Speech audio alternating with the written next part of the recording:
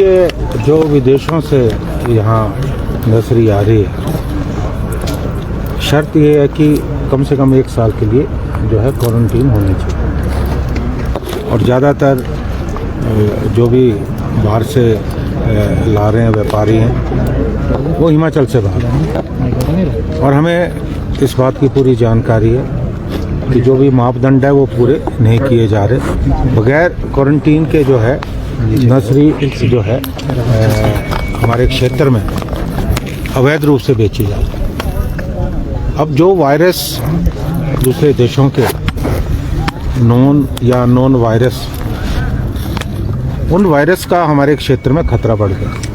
मैं उदाहरण देना चाहूँगा, 2023 में कश्मीर में, जम्मू कश्मीर में स्कैब रोग आया और लगभग 40% से ज़्यादा जो सेब की फसल है वो नष्ट हो गई। तो मैंने यही मामला आज विधानसभा में उठाया और मैंने स्पष्ट रूप से जो जवाब था सरकार की तरफ से आया, मैंने उस पर बिल्कुल असहमति जताई, क्योंकि कहीं ना कहीं वो लिपापोती का प्रयास था।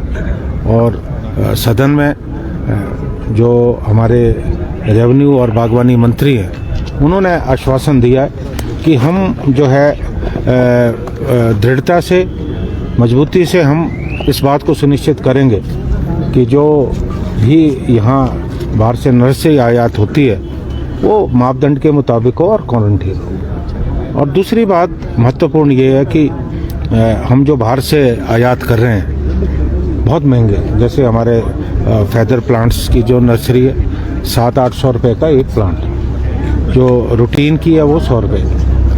हमारे हिमाचल प्रदेश में मध्यम दर्जे के या छोटे बागवान तो वो अफोर्ड नहीं कर सकते। दूसरी जो भी नर्सरी आ रही है वो हमारा जो बागवानी विश्वविद्यालय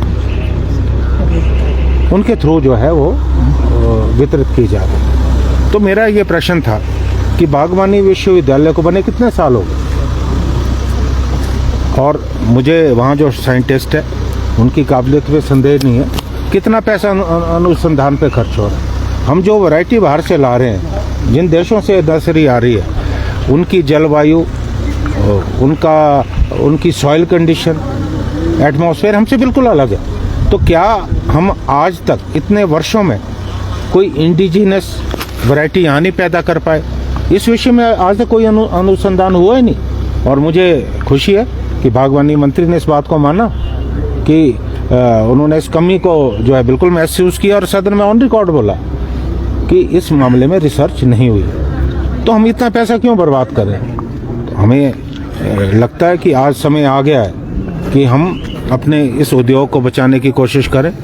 जहां हमारे देश में, हमारा क्षेत्र है, हम 5 से 7 टन हेक्टेयर सेब पैदा कर रहे हैं, और विश्व में, यूरोप और मैं यूएसए की बात करना चाहूँगा, वहाँ 50 टन से ज़्यादा है। तो हम तो बहुत पीछे हैं। तो इस तरह से अगर ये सिलसिला चलता रहा तो हमें आने वाले समय में बहुत मुश्किल होगी। एक तो आयात शुल्क की तलवार हमारे ऊपर लटक रही है, लागत लगातार कम हो रही है, मुनाफा कम हो रहा है, हमारे खर्चे जो है बढ़ रहे हैं।